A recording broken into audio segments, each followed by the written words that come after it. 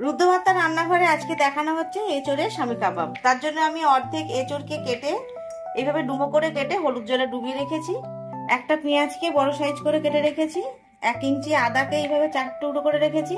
আর এখানে 10 থেকে 12 কোয়া রসুন আছে।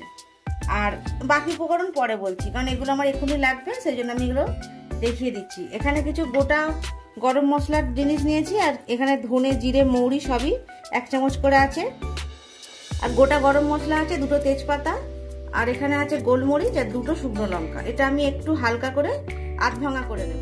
এই দেখুন, মশলাটা আমি ড্রাই রোস্ট না করেই এমনি আমি একটু আধ ভাঙা করে নিয়েছি। আধ ভাঙার থেকে হয়তো একটু বেশি হয়েছে। তো এখানে এঁচোড়টা আমি প্রেসার কুকারে দিয়ে দেব। এখানে আমি 150 ছোলার ডালকে ভিজিয়ে রেখেছিলাম 2 ঘন্টা। সেই ছোলার ডালটা আমি এর মধ্যে দিয়ে দিলাম। একটা পেঁয়াজ দিয়ে দেব, আদাটা দিয়ে দিলাম, রসুনটাও দিয়ে দিলাম। আর এখানে যে মশলাটা করেছিলাম সেই মশলাটা এর মধ্যে দিয়ে দিলাম।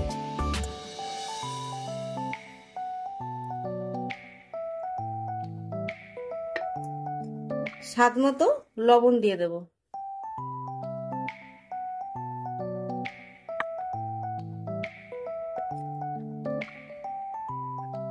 ওয়ান টিস্পুন হলুদ গুঁড়ো দিয়ে দিলাম।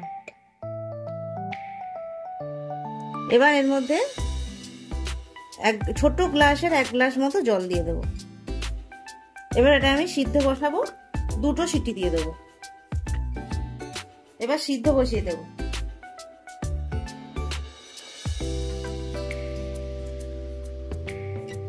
দুখানা সিটি হয়ে গেছে।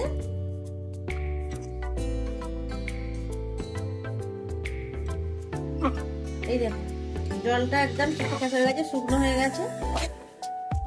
এবার এটা আমি ঠান্ডা করে খুব ভালোভাবে মিক্সিতেও পেস্ট করতে পারেন, আর যদি খুবই ভালো কুক হয় তাহলে কিন্তু এটা হাত দিয়েও মেখে নেওয়া যাবে। আমি দেখি আগে ঠান্ডাটা করে নিই, তারপর যদি মনে হয় মিক্সিতে দেবো, নাহলে হাত দিয়ে করে নেব।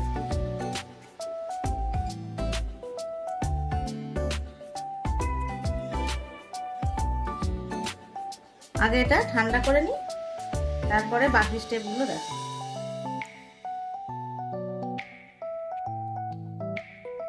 হাত দিয়েই মাখা হয়ে যাচ্ছে, সেই জন্য আর মিক্সিতে দেওয়ার প্রয়োজন নেই। যদি না হতো কিন্তু মিক্সিতে দিতে হতো।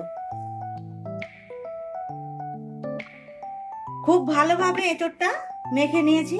এবার এর মধ্যে ধনেপাতা, একটু কাঁচা লঙ্কা কুচি, ঝালটা আমাদের স্বাদ মতো অবশ্যই দেবেন, কারণ ওর মধ্যে 2টো শুকনো লঙ্কা গোলমরিচ দেওয়া আছে।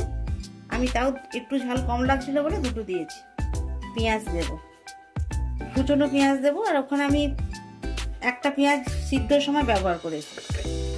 এটা খুব ভালোভাবে মেখে নেব।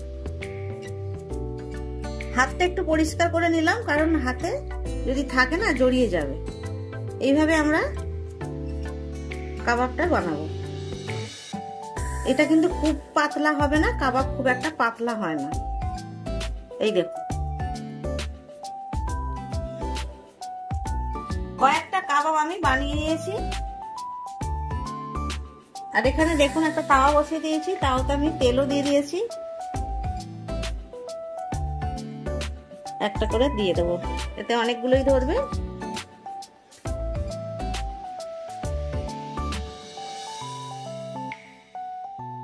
চিকেন দিয়ে মটন দিয়ে তো অনেক কাবাব খেয়েছেন, তো আজকে এঁচোড়ের স্বামী কাবাব খান, বানিয়ে খাবেন অবশ্যই।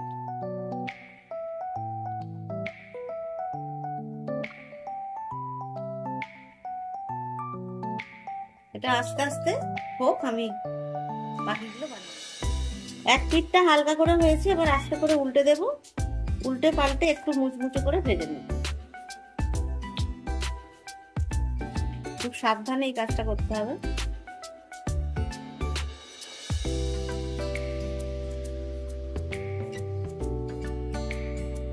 এঁচোড়ের স্বামী কাবাব একদম রেডি।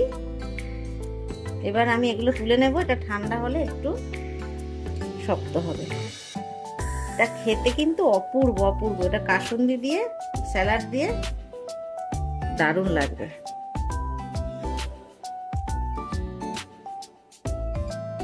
বাকিগুলো সেম প্রসেসে ভেজে নেব।